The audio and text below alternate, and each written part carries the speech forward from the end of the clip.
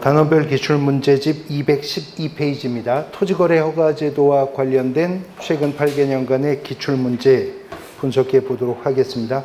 평균 한 문제 정도가 출제가 된다고 보시면 되겠는데요. 총 7문제 수록되었습니다. 1번 문제. 부동산 거래 신고 등에 관한 법령상 이행강제금에 관한 설명으로 옳은 것은 토지거래 허가를 받은 자는 5년의 범위 내에서 허가받은 목적대로 이용해야 된다고 했죠. 이행하지 않았을 때 이행명령이 부과되고 이행명령이 부과되었음에도 이행치 않을 때 이제 이행강제금이 부과되는데요.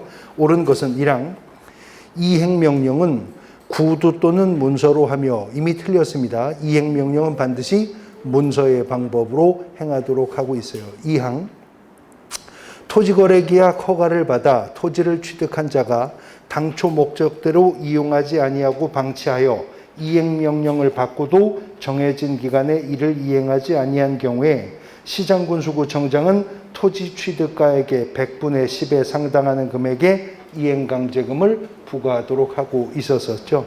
2항이 정답입니다. 3항 이행강제금 부과 처분에 불복하는 경우에 이의를 제기할 수 있으나 그에 관한 명문의 규정을 두고 있지 않다. 부과 처분에 불복하는 자의 이의 제기 절차의 부거법의 명문의 규정을 두고 있죠. 4항 이행명령을 받은 자가 그 명령을 이행하는 경우에 새로운 이행강제금의 부과를 즉시 중지하며 여기까지 맞는데요. 명령을 이행하기 전에 부과된 이행강제금을 징수할 수 없다. 징수하여야 한다라고 규정하고 있는 부분입니다. 그 다음 5항 최초의 이행명령이 있었던 날을 기준으로 1년에 2번이 아니라 1년에 1번씩 이행이 될 때까지 반복해서 이행강제금 부과하도록 하고 있는 거네요. 2항 옳은 지문 정답이었고요.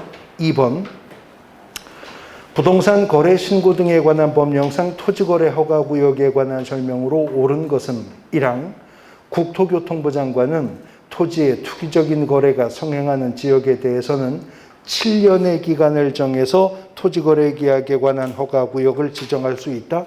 토지거래 허가구역의 지정 범위는 몇 년이죠? 5년 이내의 범위 내에서 일단 지정을 해야 됩니다. 물론 추후에 재지정을 할 수는 있지만 최초의 7년의 기간으로 토지거래 허가구역 지정할 수는 없는 거죠. 그 다음 2항 시도지사가 토지거래 허가구역을 지정하려면 시도도시계획위원회 심의를 거쳐야죠. 그러나 인접 시도지사의 의견을 들어야 하는 규정은 없습니다. 시도지사가 토지거래 허가구역을 지정할 때니까 시도도시계획위원회 심의를 거치는 것이고 국토교통부 장관이 토지거래 허가구역을 지정할 때는 중앙도시계획위원회 심의를 거치는 것이었었죠. 3항 시도지사가 토지거래 허가구역을 지정한 때에는 이를 공고하고 그 공고 내용을 국토교통부 장관, 시장군수구청장에게 통지하도록 하고 있습니다. 3항이 옳은 지문 정답이죠. 그 다음 4항 허가구역의 지정은 허가구역의 지정을 공고한 날로부터 3일이 아니라 5일 후에 효력이 발생하는 것이었었고요. 5항 국토법에 따르는 도시지역 중에서 주거지역의 경우에 600제곱미터 이하 토지에 대해서 토지거래 허가가 면제된다. 주거지역은 180제곱미터를 초과하는 경우라면 토지거래 허가의 대상이 되었었습니다. 3항이 옳은 지문 정답이고요. 3번 문제가 재작년 기출문제인데 부동산 거래 신고 등에 관한 법령상 토지거래 계약 불허가 처분의 토지에 대해서 매수 청구를 받을 경우 매수할 자로 지정될 수 있는 자를 모두 고른 것은 그랬는데 토지거래 허가 신청을 받은 시장군수구청장이 15일 이내에 허가 또는 불허가 처분 내린다고 했었죠. 불허가 처분이 떨어졌다면 불허가 처분을 받은 자는 1개월 이내에 매수 청구할 수 있다 그랬잖아요. 매수 청구를 받은 시장군수구청장은 매수할 자를 지정해서 그 토지를 공시지가의 범위 내에서 매수해야 되는데 시장군수구청장이 그 매수할 자를 지정할 수 있는데 그 지정할 수 있는 자가 누구냐 하는 문제인데 아주 지역적인 부분에서 문제가 출제가 된 부분입니다. 보통 우리가 정리할 때요. 계약금 등의 예치 명의자가 될 수 있는 범위, 뭐 예치 기관이 될 수 있는 범위, 이런 부분들은 정리해서 우리가 또 묶어 암기를 하죠. 제가 7, 8월부터는 기계적 암기가 필요한 부분들, 뭐 공인중개사법상의 행정처분 사유, 벌칙 사유, 부거법상의 과태료 처분 사유, 이런 것들 다 묶어서 정리할 건데, 그 과정에서도 이 매수할자들이 상당히 많이 나열되어 있거든요. 이거 다 우리가 묶어서 암기를 하지는 않을 겁니다. 근데 이게 출제가 돼서 거의 대부분 그냥 찍었었던 문제인데, 매수할자로 지정된 자가 지금 박스 내에서는 지방자치단체하고요, 한국석유공사하고 한국관광공사 포함되어서 2항이 정답이긴 했었거든요. 근데 이렇게 전혀 내용을 암기치 않았던 지역적 부분에서 문제가 출제되는 게 40문제 중 한 문제 정도 나오는 경우가 있어요. 이런 문제 어떻게 처리하죠? 찍어야지. 그냥 뭐 마킹을 안 할 수는 없잖아요. 찍기는 찍어야 되는데, 그럼 이렇게 나왔으니까 이거 또 외워야 되지 않느냐. 근데 전쟁터에서 살아나는 방법이 폭탄 떨어지면 떨어진 그 구덩이에 있으면 산다 그러잖아요. 떨어진 데서 또 똑같은 폭탄이 그 자리에 안 떨어지거든요. 이게 또 나올 거라고 예상해서 외우는 것도 또 무리가 있는 부분이라, 어떤 과목 문제든 문제를 보다가 보면 1, 2, 3, 4, 5번 지문 전혀 모르는 문제, 아예 뭘 물어보는지도 모르는 문제가 있다면 그 문제는 어떻게 해요? 찍어야죠. 그럼 뭘 찍죠?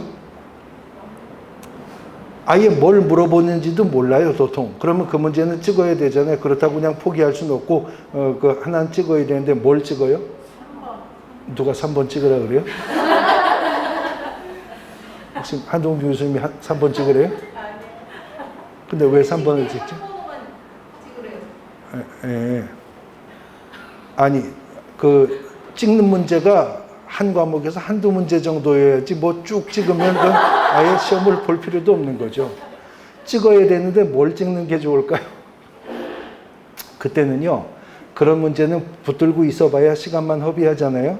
나머지 문제 다 풀어보시고 답안지 마킹까지 다 끝내시는 겁니다. 답안지 마킹까지 다 끝내고 나서 답안지를 좀 이렇게 관조적으로 보시면요, 1, 2, 3, 4, 5번 중에 좀 허전한 데가 있어요. 비어있는 데가. 그냥 확률적 통계적으로요, 40문제 중에서 1번이 정답인 문제가 한 10대 개 나올까요?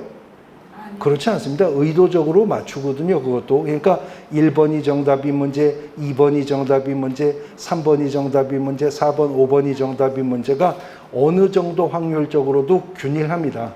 그러니까 나머지 문제 다 푸셔서 마킹까지 해놓고 나서 답안지를 좀 이렇게 관조적으로 보시면, 왜 이 과목에 3번이 이렇게 비어있지? 왜 이 과목에 2번이 비어있지? 그러면 그쪽으로 가는 게 그나마 확률적으로 정답에 가까이 갈 수 있는 방법. 뭐 그러면 그것 빼고 나머지 39문제는 다 맞춘 거예요? 어차피 그것도 아니죠. 어차피 그것도 아니니까 확률에 기댄다면 그렇게 가는 게 좋습니다. 4번. 부동산 거래 신고 등에 관한 법령상 신고 포상금에 관한 설명으로 옳은 것은 1항 포상금 지급에 드는 비용은 국고로 충당하나요? 시군구 재원으로 충당하죠. 그런데 공인중개사법상의 포상금은요, 일부는 국고가 보조할 수 있다는 규정이 공인중개사법에 있었어요. 얼마나? 100분의 50 범위 내에서. 근데 부거법상 포상금에서는 국고 보조 가능 규정도 없습니다. 그 다음 2항 해당 위반 행위에 관여한 자가 신고한 경우라도 신고 포상금은 지급해야 되나요? 그건 지급 대상 아니겠죠. 그 다음 3항 익명으로 고발해서 고발인을 확인할 수 없는 경우에도 포상금은 지급되지 않겠죠. 국고로 환수될 거 없고요. 그 다음에 4항 부동산 거래 가격을 신고하지 않은 자를 수사기관이 적발하기 전에 수사기관에 한 건 고발한 경우에 1,500만 원의 신고 포상금을 지급받을 수가 있다. 공인중개사법상 포상금은 무조건 건당 50만 원이었었죠.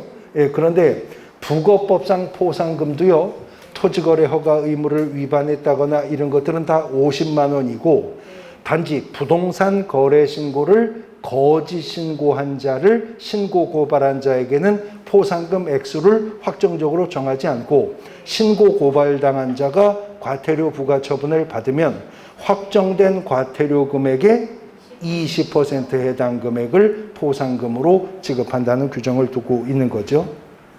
5항 신고관청 또는 허가관청으로부터 포상금 지급 결정을 통보받은 신고인은 포상금을 받으려면 국토부령이 정하는 포상금 지급 신청서를 작성해서 신고관청 또는 허가관청에 제출해야 된다. 5항이 옳은 질문입니다. 포상금 지급에 대해서도요. 공인중개사법상 포상금 50만 원은 지급 결정일로부터 1개월 이내에 지급하죠. 공인중개사법에서. 그런데 부거법상의 포상금은 지급 신청서가 접수된 날로부터 2개월 이내에 포상금 지급한다 하는 차이점이 있다고 했었고요. 5번 문제.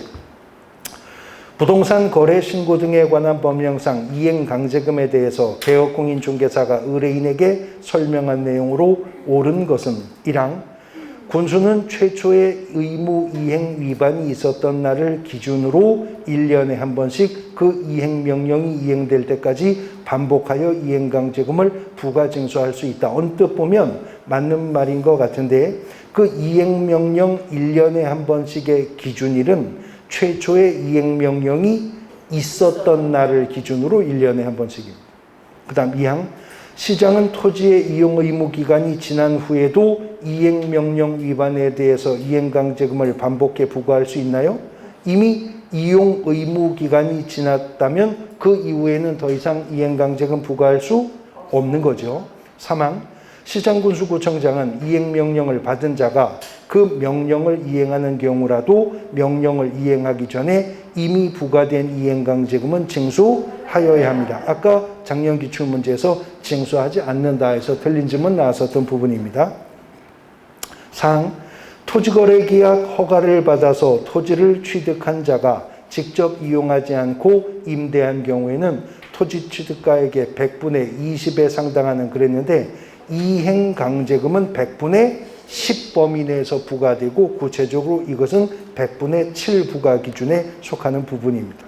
5항 이행제금 부과 처분을 받은 자가 국토교통부 장관으로부터 이의를 제기하려는 경우에 과태료 부과 처분을 고지받은 날로부터 14일이 아니라 30일 이내 하는 거죠.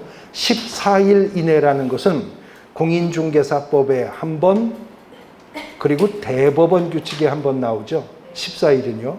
공인중개사법에서 전속중개계약 체결했을 때 의뢰인에게 업무 처리 상황 통보 2주일에 1회 이상이라고 해서 14일이 언급되었고, 그리고 또 한 번 14일은 대법원 규칙상 매수신청 대리인 등록 신청을 받은 지방법원장은 14일 이내에 개업공인중개사의 중별에 따라 서면으로 등록을 통지한다라고 되어 있습니다. 여기는 14일이 아니라 30일입니다. 그런데 공인중개사법에도 30일이 또 한 번 나오긴 해요.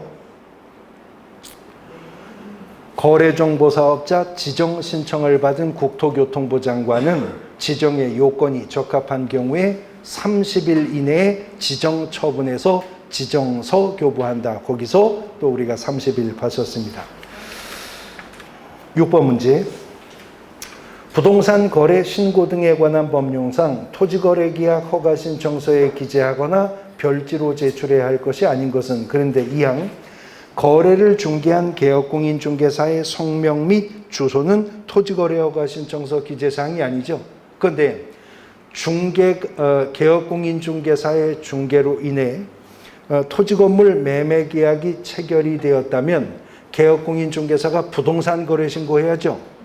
그때 부동산 거래 신고 사항에는 개업공인중개사의 인적사항과 중개사무소 개설 등록사항 있었습니다. 또 어디 있었냐면 부동산 등기 특별조치법상 거민 신청하는 계약서 필수적 기재사항 6가지 중에도 개업공인중개사가 있는 경우에 개업공인중개사 있었어요. 그러나 토지거래 허가 신청서에는 개업공인중개사의 성명과 주소 등의 인적사항 기재하는 내용은 없습니다. 2항이 정답입니다.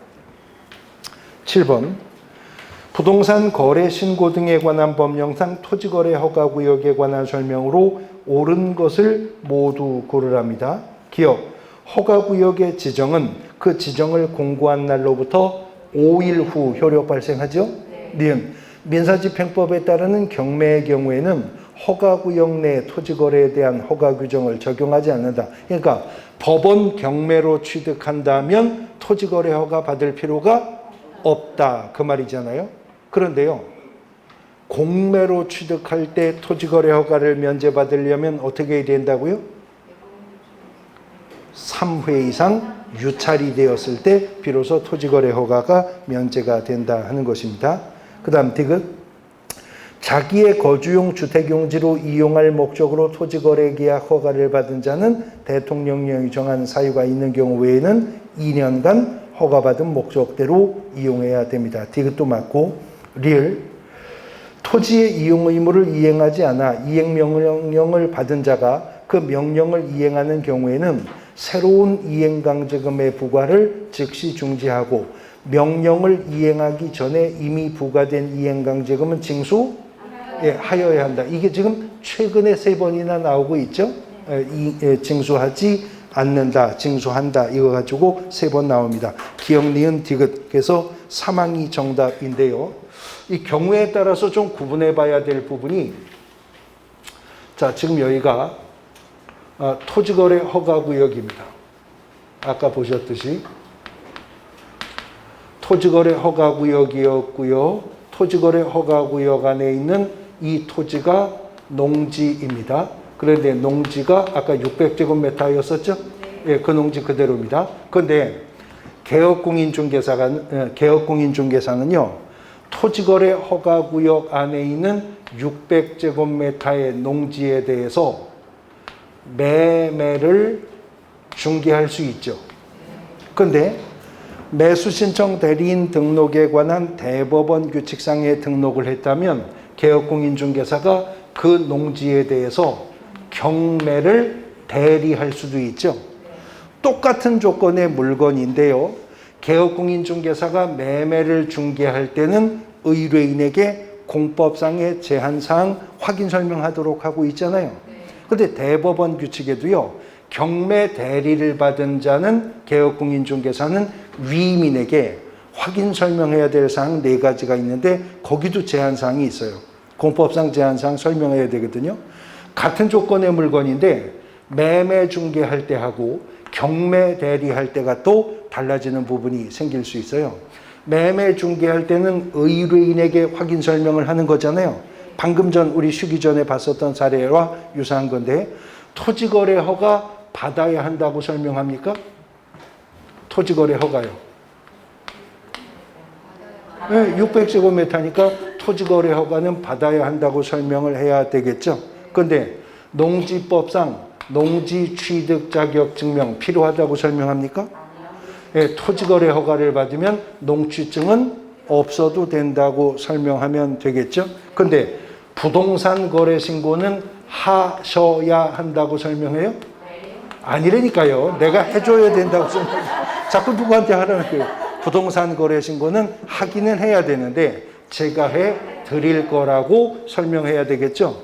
근데 같은 조건의 물건인데 이번에는 경매 대리를 하고 있다면 위민에게도 확인 설명의 방법이 대법원 규칙이 똑같아요. 성실 정확하게 근거자료 제시하면서 설명하라고 하거든요. 이제 위민에게 설명할 때는 토지거래 허가를 받아야 한다고 설명합니까? 지금 기출 질문에 있잖아요. 예, 민사집행법상 경매로 취득하는 경우라면 토지거래 허가는 필요가 없습니다라고 설명해야죠. 농지 취득 자격 증명은 필요하다고 설명합니까? 예. 경매로 취득한다 하더라도 농지는 농취증이 있어야 됩니다. 그런데 준비할 시점을 유의하셔야 되는데 매수 신고 시 제출해야 된다고 설명하나요? 아닙니다. 왜냐하면 농지가 경매 물건이면 경매에서 입찰에 참여하는 자는 수십 명일 수도 있고 수백 명일 수도 있죠. 그러니까 매수 신고 시 제출할 필요는 없어요. 그런데 최고가 매수 신고인이 되었다면 이제 시구면자에게 농지 취득 자격 증명을 제출해야 비로소 집행법원은 매각 허가 결정을 내려줍니다. 만일 최고가 매수 신고인이 되고도 농취증을 제출하지 못하면 집행법원은 매수 불허가 결정을 내린다 그랬죠. 그러면 경매 절차는 원점으로 돌아가죠.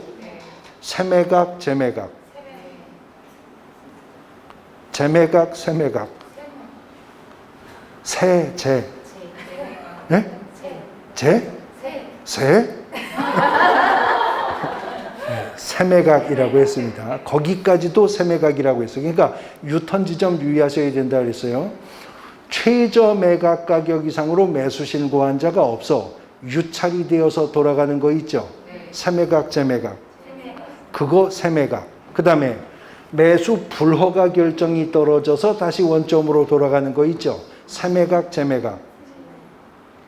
금방 대답하셨잖아요. 네, 거기까지도 세매각. 근데 유찰되어서 세매각 절차가 진행되면 저감률 적용이 있다고 그랬어요. 최저 매각 가격이 다운된다고. 근데 농취증 안 냈기 때문에 매수 불허가가 떨어져서 돌아가는 세매각은 저감률 적용은 없이 종전 최저 매각 가격 유지해서 그것도 세매각. 근데 이번에는 농취증을 내서 매수 허가 결정을 내려줬는데 법원이 정해준 대금 납부 기한까지 대금을 납부하지 못하고 차순위 매수 신고인마저도 없어서 경매 절차가 돌아갈 때 그거는 거기가 재매각이었었던 거죠. 만약에 경매 대리를 한다면 위임인에게는 토지거래 허가는 받지 않아도 된다고 설명해야지만 농취증은 준비하셔야 된다고 설명해야죠. 근데 부동산 거래 신고는 별도로 하시라고 설명합니까? 그럼 제가 해드릴 거라고 설명합니까? 아니죠.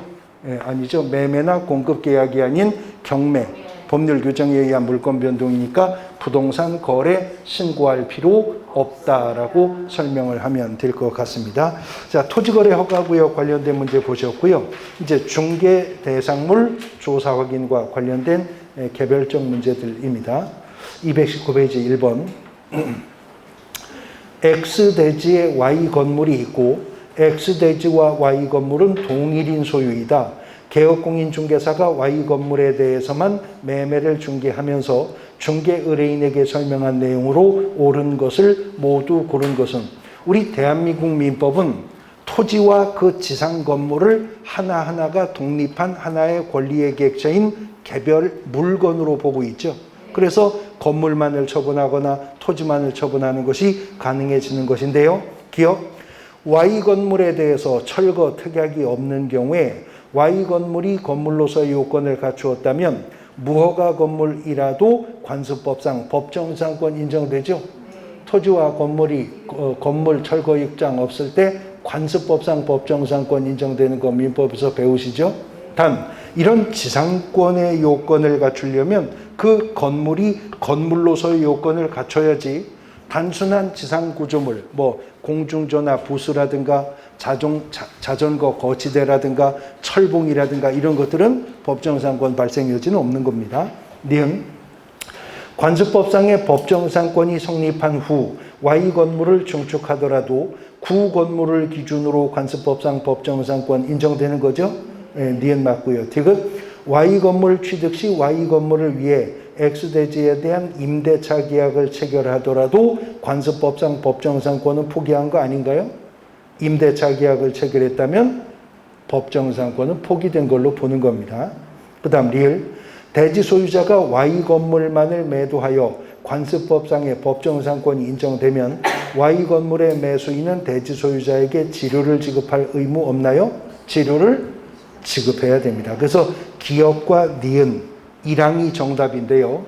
여기서 제가 중요한 판례 하나 좀 소개해 드릴 게 있는데 지난달 나온 대법원 판례인데요.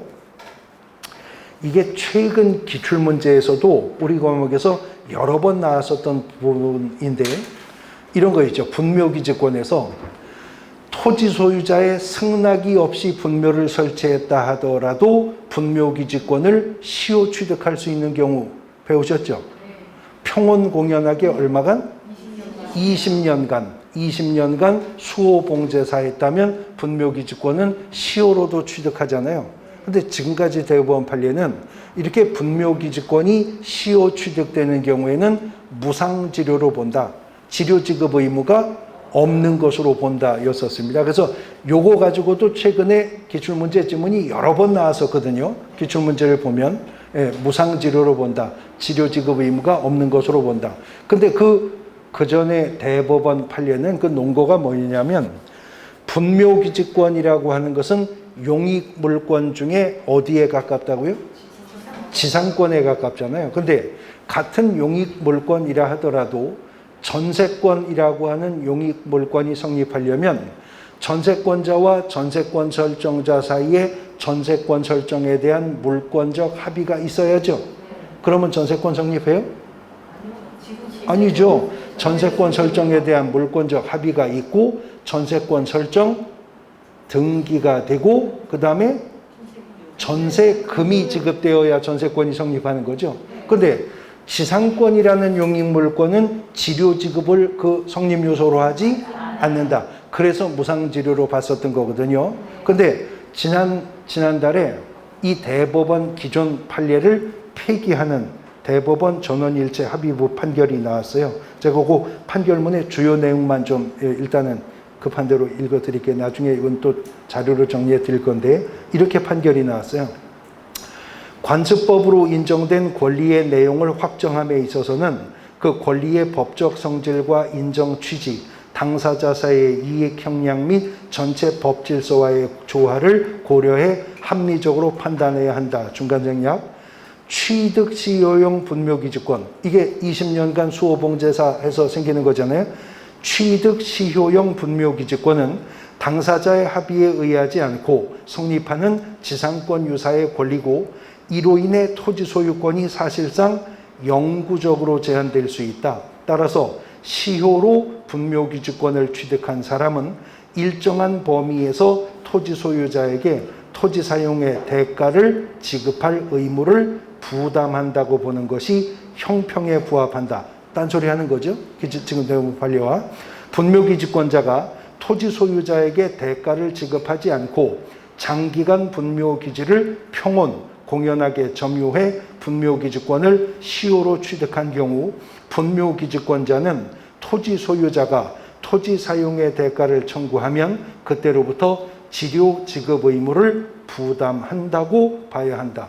지난달 나온 대법원 전원 합의부 판결이거든요. 그러니까 이 법령이 개정되면 그건 바로 개정 시행된 이후 시행되는 공인중개사 시험에서는 무조건 나와요. 근데 판례가 이렇게 폐기가 되고 바뀐 부분은 나올 가능성은 높은데 꼭 나온다고 볼 수는 없지만 여러 번 기출되었었던 지문이고 기존의 판례를 폐기하는 내용의 판례이기 때문에 꼭 기억해 두셔야 됩니다. 그러니까 이제 문제가 나오면 이렇게 나오겠죠.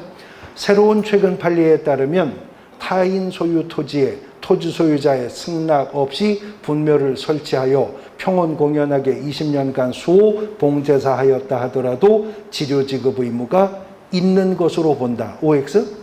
네, O. 이제 지료 지급 의무가 있다고 보셔야 됩니다. 단 마지막 문장 다시 읽어보면 분묘기지권자는 토지 소유자가 토지 사용의 대가를 청구하면 그때로부터 지료지급 의무를 부담한다고 봐야 된답니다. 그러니까 이제 지료지급 의무가 있으니까 종전 20년 이전부터 지료를 다 산정해서 줘야 된다는 건 아니죠. 예, 토지 소유자가 청구하면 그럼 언제부터? 예, 그때부터 이제 지료 지급 의무가 발생한다. 이렇게 대법원이 전원 합의체로 기존 판례를 폐기했다는 것 꼭 기억해 두고 계셔야 되겠습니다. 페이지 넘어가 2번. 개업공인중개사가 묘소가 설치되어 있는 임야를 중개하면서 중개 의뢰인에게 설명한 내용으로 틀린 것은 1항 분묘가 1995년에 설치되었다 하더라도 장사 등에 관한 법률이 2001년에 시행되었기 때문에 분묘기지권을 시효 취득할 수가 없다. 장사법상 분묘기지권 시효 취득은 가능하죠? 네, 1항은 틀렸고요. 2항 암장이 되어 있어서 객관적으로 인식할 수 있는 외형을 갖추고 있지 않은 묘소는 분묘기지권이 인정되지 않는다. 그렇죠? 분묘기지권은요. 분묘가 존재해야 발생하는 거죠. 근데 분묘가 존재하는지를 어떻게 알 수 있죠? 혹시 임야대장이나 임야도로 알 수 있나요? 없습니다. 등기사항 증명서에 나오나요? 안 나와요. 그러니까 현장 확인으로 확인하는 수밖에 없죠. 그 말은 현장 확인으로는 확인이 되어야 한다는 말이기도 하잖아요. 그러니까 암장이 되어 있거나 평장이 되어 있다면 분묘기지권은 인정할 수 없다는 겁니다. 근데 거꾸로요. 버젓이 봉분이 있어요. 묘지가 설치되어 있는데 아직은 아무것도 매장되어 있지 않은 시설물. 우리가 뭐라 그러죠? 가묘. 가묘의 경우에도 분묘기지권의 효력이 대상이 되는 분묘일 수는 없는 겁니다. 그것이 사망. 아직 사망하지 않은 사람을 위한 장례묘소. 이걸 가묘라고 하잖아요. 의 경우에 분묘기지권 인정되지 않습니다. 그런데 사항지문 보세요. 분묘기지권이 시효 취득된 경우에 특별한 사정이 없는 한 시효 취득자는 지료를 지급할 필요가 없다. 이거 재작년에 맞는 지문으로 출제된 거잖아요. 그런데 똑같은 지문이 올해 출제되면 틀린 지문으로 이제 보셔야 되는 거죠. 판례가 바뀌었기 때문에. 5항 분묘기지권이 효력이 미치는 지역의 범위 내라 할지라도 기존의 분묘 외에 새로운 분묘를 신설할 권능은 포함되지 않는다. 그렇죠? 분묘기지권은 이미 설치된 분묘 자체를 수호봉제사하는 범위 내에서만 인정되는 것이지 그 관리 가능한 주위 공지 내라고 해서 새로운 분묘를 거기다가 또 설치할 수 있는 권능은 인정되지 않는 거죠. 그러면 기존의 분묘에 쌍분의 형태로 합장은 가능한가요? 그럼 단분의 형태로 합장은 가능해요? 그것도 안 된다는 거죠. 이미 설치된 분묘 자체를 수호봉제사하는 범위 내에서만 분묘기지권은 인정이 되는 것이기 때문에 그렇습니다. 4항 1항이 정답이었지만 이제 이번 달부터는 복수정답 처리되겠죠. 이렇게 나오면 분묘기지권 무상지료 아닌 것으로 판단하셔야 됩니다. 3번 개업공인중개사가 분묘가 있는 토지에 관해서 의뢰인에게 설명한 내용으로 틀린 것은 1항 분묘기지권이 성립하기 위해서는 그 내부에 시신이 안장되어 있고 봉분 등 외부에서 분묘의 존재를 인식할 수 있는 형태를 갖추고 있어야 된다. 그래서 가묘도 분묘기지권의 대상이 아니고 평장이나 암장도 분묘기지권이 인정되는 분묘로 볼 수 없는 거죠. 그 다음 2항 분묘기지권이 인정되는 분묘가 멸실되었더라도 유골이 존재하여 분묘의 원상회복이 가능하고 일시적인 멸실에 불과하다면 분묘기지권은 소멸하지 않는다. 그렇죠? 분묘기지권은요. 분묘가 존재해야만 분묘기지권을 인정해 줄 수 있죠. 그러니까 분묘가 멸실이 되었다면 분묘기지권도 함께 소멸하는 것이 원칙인데 분묘가 멸실이 되었다 하나 여전히 그곳에 유골이 존재하고 일부 멸실에 불과해서 회복 가능한 경우라면 분묘기지권은 소멸되지 않은 것으로 본다는 예외 판례가 지금 지문으로 나온 겁니다. 자, 이런 방식으로 또 나올 수 있는 것이 뭐냐면 분묘가 존재해야 되니까요. 분묘가 이장이 되었다면 더 이상 전 지역은 분묘기지권 주장할 수 없죠. 파 갔으면 이장이 되었으면. 그런데 가족묘지나 종중문중묘지 같은 경우는요. 다기의 분묘가 집단적으로 설치가 되어서 어떤 구역이 분묘기지권이 인정되는 거잖아요.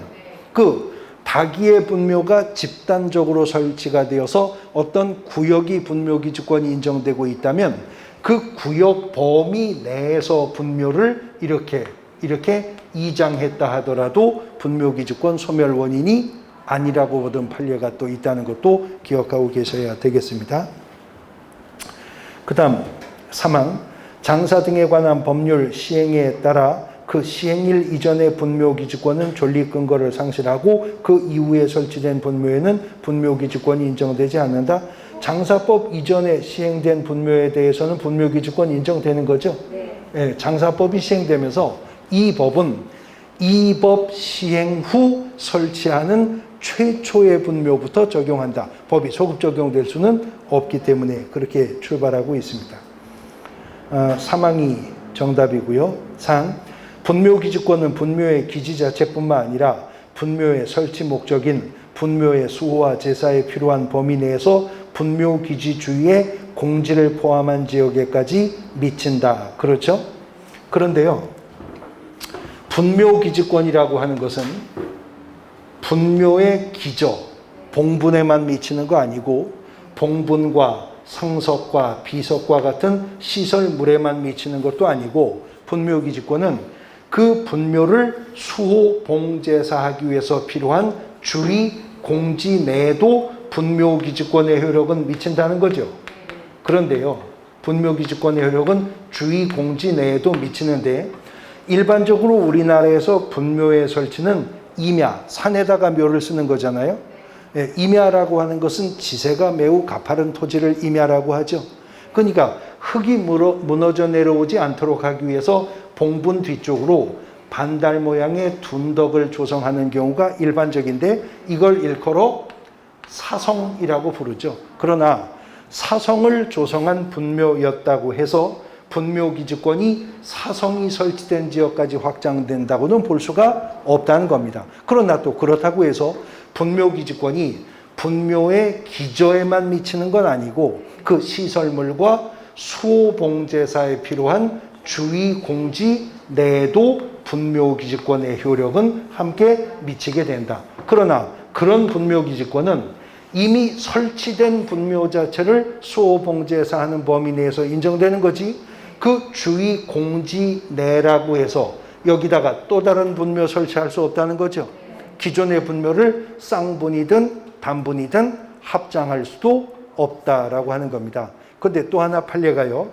그런데 분묘기지권의 효력 범위는 주위 공지의 범위 내에 미친다고 했는데 장사 등에 관한 법률은 공설묘지와 사설묘지에 대해서 면적을 제한하잖아요.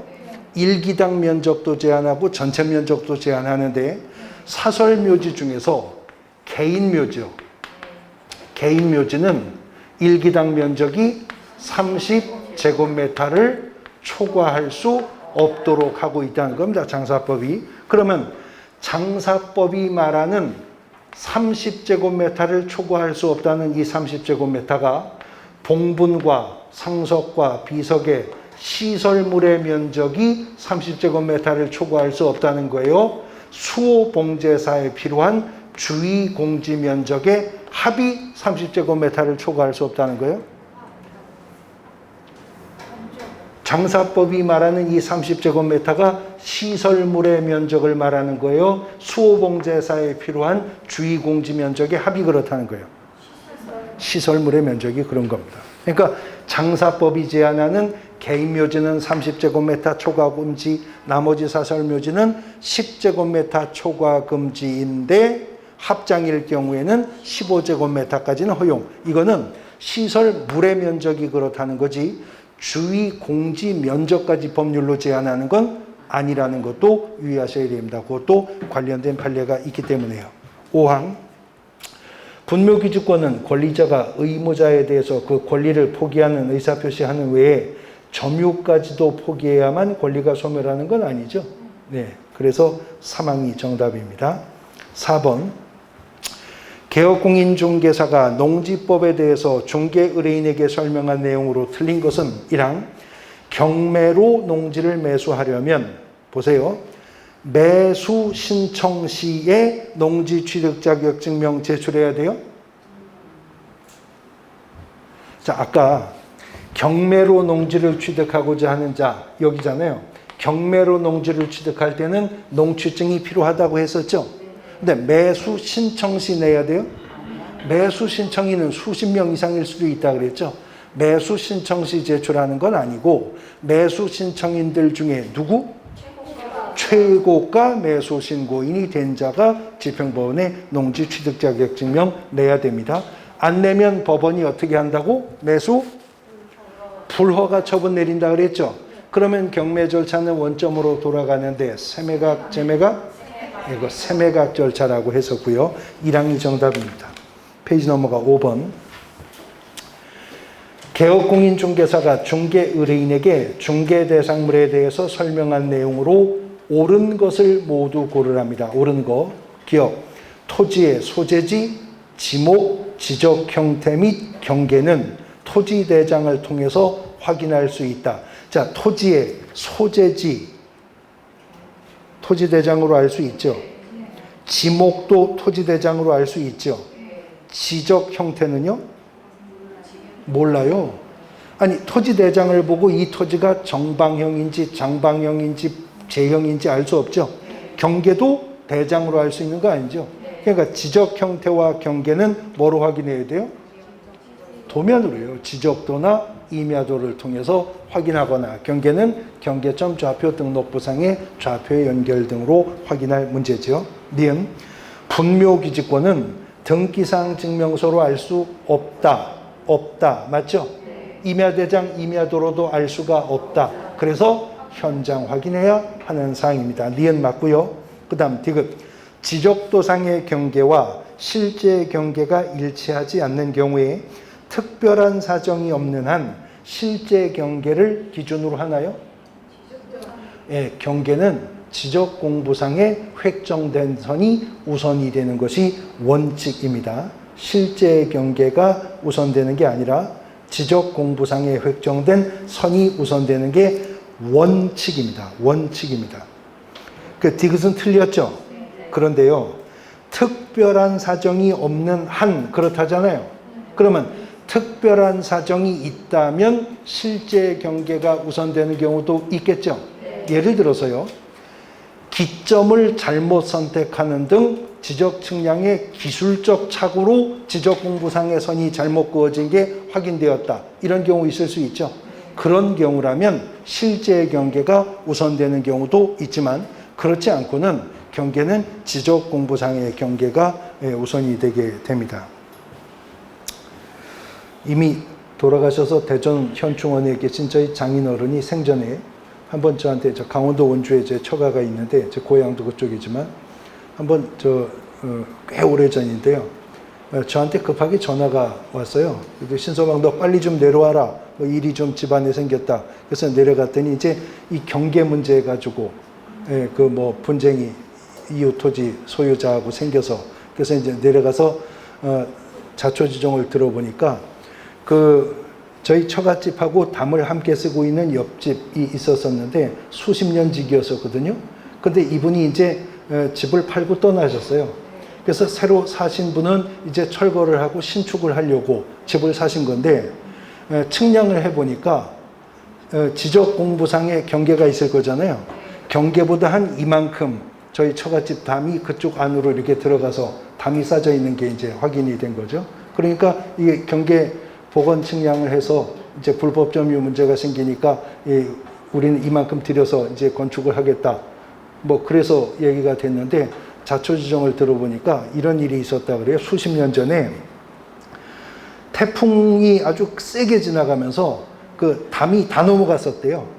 그래서 저희 장인어른이 옆집 아저씨하고 이제 수십 년 지기니까 뭐 형 동생 하던 사이인데, 동생 이거 내가 견적을 내보니까, 뭐 금액은 제가 모르니까 그냥 말씀드리면, 견적 내보니까 한 200만 원 든다고 하는데 담이 다 넘어갔으니까 다시 쌓아야 되지 않겠나. 한 200 든다고 하니까 자네가 100만 원 내게, 내가 100만 원 내서 담을 다시 쌓자고.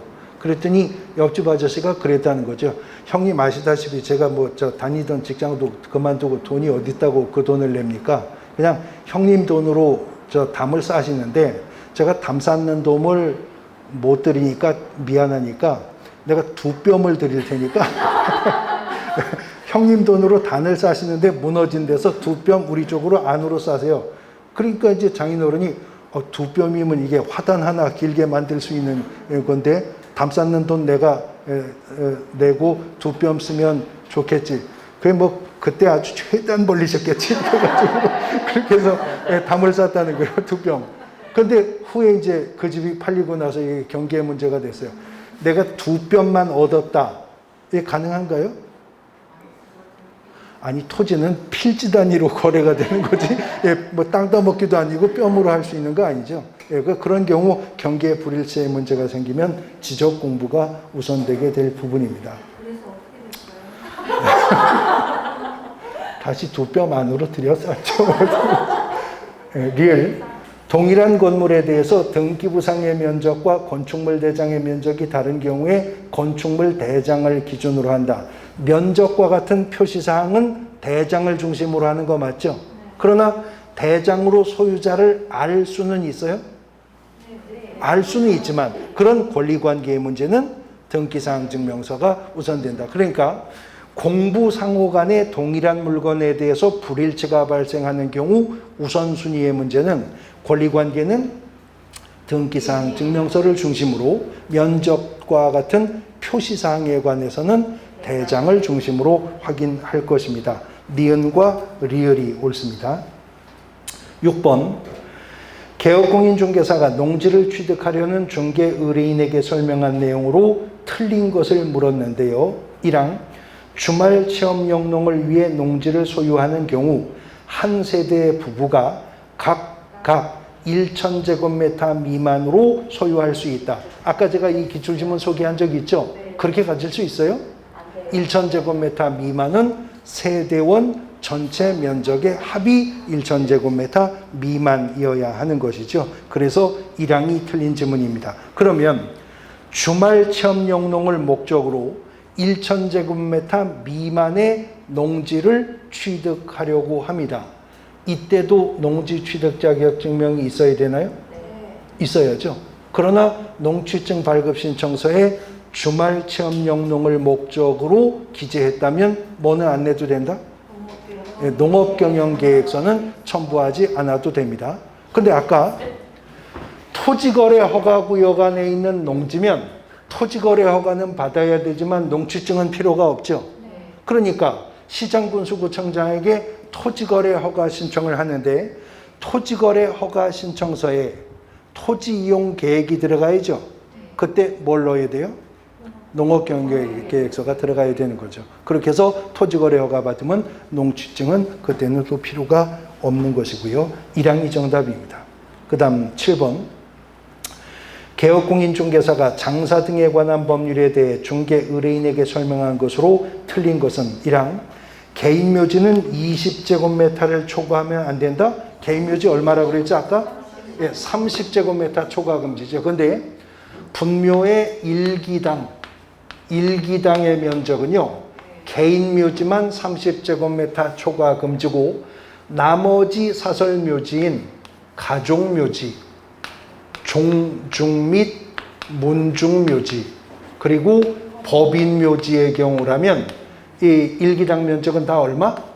10제곱미터를 초과할 수가 없는 것이 원칙이지만 합장되는 분묘라면 15제곱미터까지는 허용해 준다는 또 예외 규정이 있었습니다. 1항이 정답입니다. 페이지 넘어가 8번. 개업공인중개사가 중개의뢰인에게 농지법상 농지의 임대차에 대해서 설명한 내용으로 틀린 것은 1항 선거에 따르는 사망 지문 바로 가죠. 농지 이용 증진 사업 시행 계획에 따라서 농지를 임대하는 경우에 임대차 기간은 5년 이상으로 하도록 합니까? 농지 이용 증진 사업 시행 계획에 따라 농지 임대하는 경우 3년 이상이죠. 3년 이상으로 하도록 농지법이 정하고 있습니다. 사망이 정답입니다. 이 간혹 부동산 공법 과목에 주택법이 농지법이 주택법이 국토법이 이러한 법들이 좀 개정이 많은 해가 있잖아요.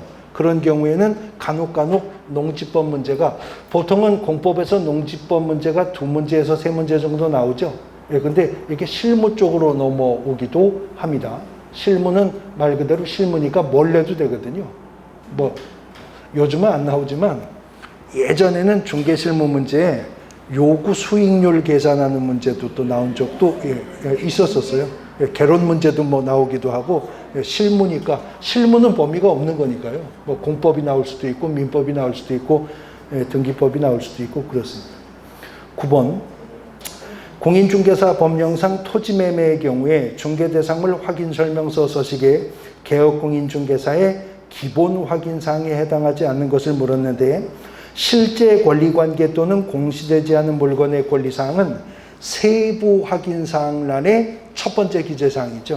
그래서 중개대상물 확인설명서의 권리관계라는 2군데가 있어요. 기본 확인사항란의 권리관계는 등기부 기재사항란, 그래서 좌측에는 소유권, 우측에는 소유권 외의 권리, 그리고 실제 권리관계는 세부 확인사항란의 맨 위에 있는 내용입니다. 2항이 정답이죠.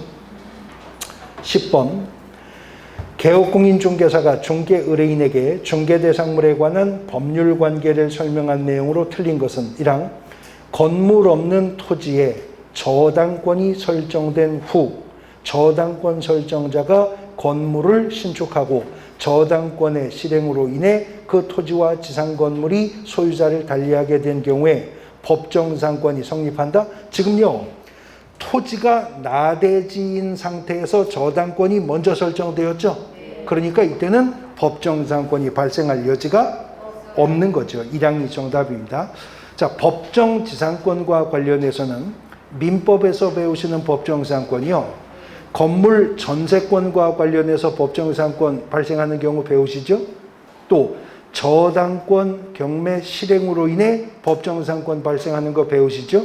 그 다음에 건물 철거 약정 없다면 아까 기출주문에도 나왔지만 관습법상 법정지상권 인정되는 경우 배우시죠? 근데 민법에서 뿐만이 아니라 가등기 담보 등에 관한 법률 10조에 의해서도 법정지상권 민사특별법에서 보시는 거 있잖아요. 근데 그거 말고 우리가 중개대상물 공부할 때도 법정지상권 하나 나왔었어요. 뭐였죠?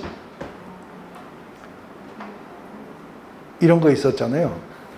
임목이요, 임목. 임목이 경매 등의 사유로 인해서 토지와 임목의 소유자가 갈리게 되면 토지 소유권의 승계인은 임목 소유자에게 지상권 설정한 것으로 본다. 임목법 6조에 의해서도 법정지상권이 발생한다는 것입니다. 자, 임목이라고 하는 것은 토지에 부착되어 있는 수목의 집단이 임목에 관한 법률에 의해서 소유권 보존의 등기를 필요한 것을 두 글자로 임목이라고 한다는 거죠. 그리고 이러한 임목은요, 토지와는 전혀 별개의 독립한 부동산으로 간주가 되는데 단순히 명인 방법만 갖춘 수목과는 달리 소유권 보존에 등기가 되었기 때문에 임목은 소유권과 저당권의 목적이 될 수도 있다. 임목에는 저당권을 설정할 수도 있었습니다. 근데 이런 임목은 토지와는 완전히 별개의 독립한 부동산이기 때문에 임목 등기가 되고 나서 그 다음에 토지에 저당권이 설정되었다면 이 저당권의 효력이 임목에 미쳐요? 안 미쳐요? 안 미쳐요. 만약에 이 수목이 임목 등기되지 않은 상태라면 수목은 토지의 부합물에 불과하죠. 토지의 일부이죠. 민법상 토지 부합물은 토지 저당권의 효력 범위 안에 있는 거죠. 그러니까 그냥 숲이 있는 땅에다가 저당권을 설정했다면 토지 저당권의 효력이 수목에도 미치잖아요.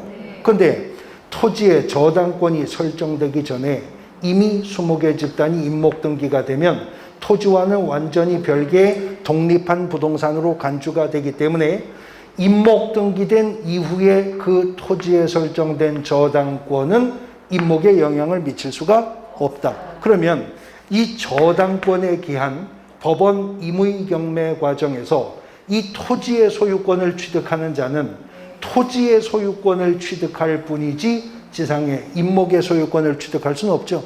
그러니까 경매 등의 사유로 토지와 임목의 소유자가 갈리면 토지 소유권의 승계인은 임목 소유자에게 지상권 설정한 것으로 본다. 임목법 6조가 법정지상권을 인정하고 있다는 겁니다. 그러면 임목이 있는 땅이 있어요. 그러면 임목이 있는 땅에다가 저당권을 설정하면 저당권자는요, 내가 이 땅에다가 저당권을 설정해도 저건 임목이기 때문에 내가 설정하는 저당권의 효력이 미치지 못하게 될 거라는 사실을 알아야 올바른 담보가치를 평가할 수 있죠. 그러면 어떤 수목의 집단이 임목 등기가 되어 있다면 이 땅에 저당권 설정하는 자가 가서 볼 거 아니에요. 내가 저당권 설정할 땅을 가서 보면 나무가 보이겠죠. 그러면 육안으로 보면 이게 임목인 걸 알 수 있어요? 전혀 알 수가 없는 거죠. 그러면 이게 담보 가치가 올바로 평가될 수가 없죠. 그러니까 임목에 관한 법률은 임목 등기가 되면 이걸 누구든 토지 등기사항 증명서로 알 수 있도록 할 거라는 거잖아요. 토지 등기사항 증명서 어디에? 토지 등기사항 증명서 어디에 이 수목이 임목 등기되었다는 걸 표시한다? 표제부라고 했었습니다. 을구각구가 아니라 토지등기부 표제부에 임목등기 기록을 기재한다고 했었어요. 그래서 예전 기출문제인데 이런 지문이 출제가 되었어요. 개업공인 만자가 2번 들어가는 기출지문이었는데 개업공인중개사는 토지등기사항 증명서 표제부만으로도 필지 내에 임목의 존재 여부만은 명확히 조사 확인할 수 있다. OX?